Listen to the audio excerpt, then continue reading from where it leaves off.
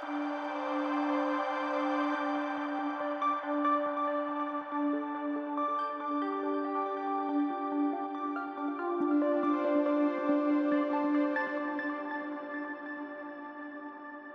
like to begin with a story. There was a person who collected mortality data of people over a period of almost 5 years. When he was analyzing the data, he found very strong correlations between mortality and other factors such as age, gender, occupation, family history, and so on. Insurance companies then used this information to accurately price life insurance premiums for customers who are coming to them. I'm looking at a lot of faces, either waiting for the punchline or thinking, this isn't new. But what if I were to tell you that this story happened in the year 1693? Yes, 1693. That's almost 325 years ago. No big data, no cloud computing, no machine learning pipelines. There was the need, and then there was math. You see, ladies and gentlemen, analytics and data science isn't new. It's been around for centuries. It's just that it's become faster, louder, and a little bit more glamorous in the last couple of decades. Interesting trivia though, the person who did that entire analysis of mortality data, he was an English mathematician by the name of Edmund Halley. Yes, the same Halley who actually observed a comet and predicted that it would return to the Earth's orbit once every 75 years. So, analytics and data science isn't new, but something changed from then to now. And I believe that that change has everything to do with language. Now, how many of you understood what I just said? I see a couple of hands. Well, what I quoted was a famous dialogue from a Rajinikanth movie. And let me also set the record straight. Ennara Raskala, mind it, was something that he never said. For years, we taught people to speak the language of data. What I said in Tamil would have felt alien to you. And that is how we felt when we were talking to data. We learned the language of writing SQL queries. We learned the language of designing dashboards. We learned the language of interpreting data through charts and graphs.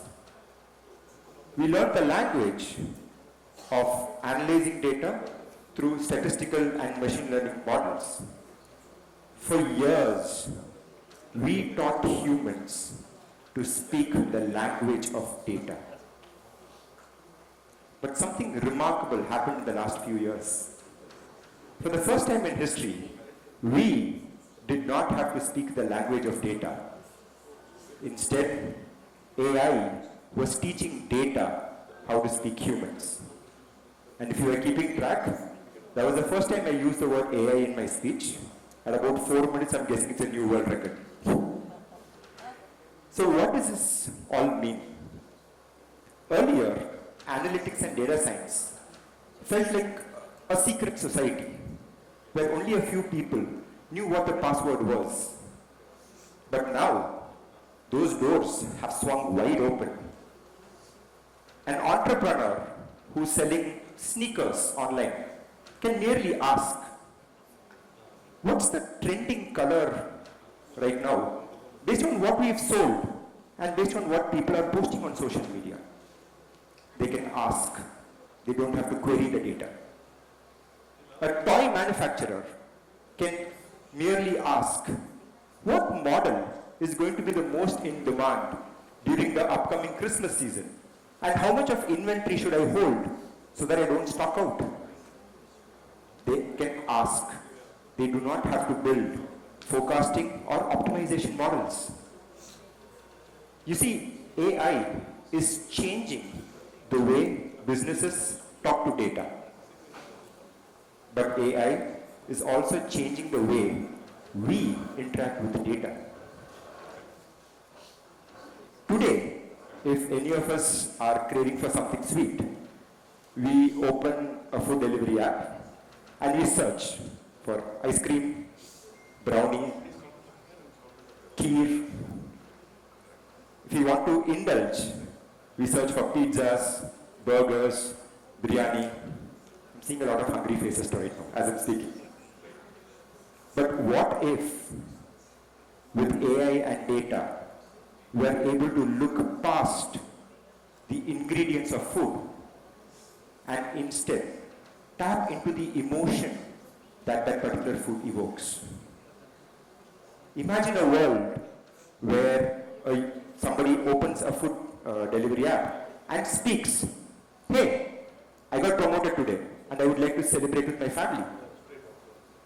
The AI would recommend maybe a decadent Belgian chocolate cake, maybe some hot jalebi with chilled rabdi, maybe a plate of biryani. Or it might even go as far as booking a table at a fancy restaurant that you like. All recommendations that came not because of keywords or categories, but because of the emotions that that particular user showed and the food associated with that emotion. And we're not too far away from that reality. And these use cases extend beyond the boundaries of business. There's a university in the US that has built an app for bird watchers. Now anybody can record the call or the sound of a bird, and the AI model would instantly tag what that species is. Or click a picture of that bird and it tells you what that species is. Pretty cool feature. But the real power lies in the data that is being generated. Because with this, researchers are actually able to track the migratory patterns of birds. They're able to detect changes in these migratory patterns very early on. They're able to identify hotspots where fewer sightings of these birds are being seen. Information that is actually being used for wildlife conservation. Data that would not have been generated or possible if AI did not reach the scale of millions of users. These examples are the biggest unlock that we are seeing today. By merely changing the language in which we've been speaking to the systems, today anybody can build. And that is the revolution that we are just beginning to understand and comprehend. Because earlier, only a programmer can build an app. Only a seasoned data scientist can build a predictive model. But today, any of us can ask for one, and chances are that a version gets built in the same length of time that I am taking to actually finish this particular speech. For years, I've built data products and led high-functioning analytics teams at scale. And I'll be very honest, AI genuinely scared me at first. Not because it was new, but because I did not understand what it meant for my relevance or my ability to truly add value to the business. Because what took me years to master felt like AI could do within a few hours or maybe within a few days. But the real power of data lies not in the math, but in the human context that surrounds it. A powerful model emulates the behaviors of its consumers, their likes, their dislikes, their deliberations, their thought process. AI might be learning to speak our language, but it is yet to truly understand us.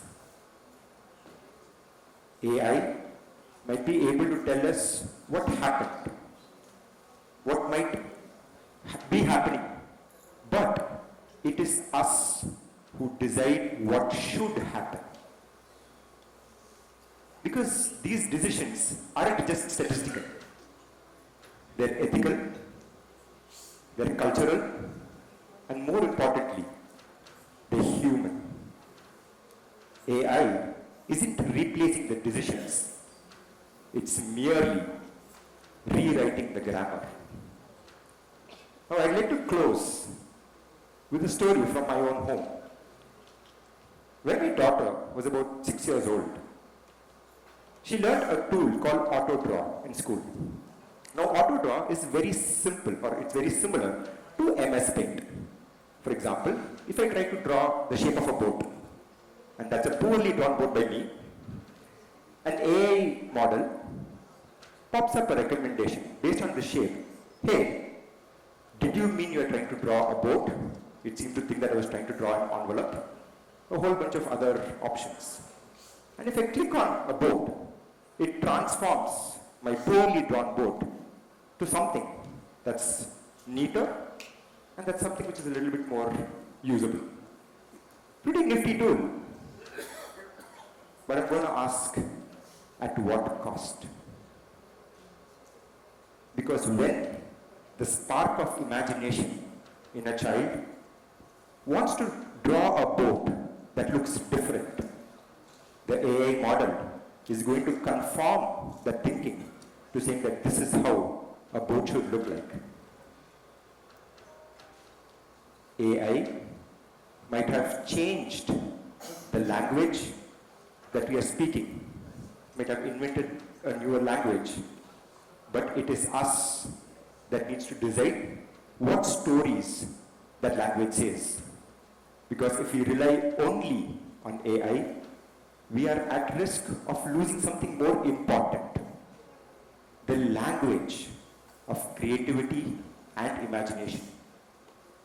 So yes, I can give a prompt to AI saying, draw a picture of me giving a TEDx speech.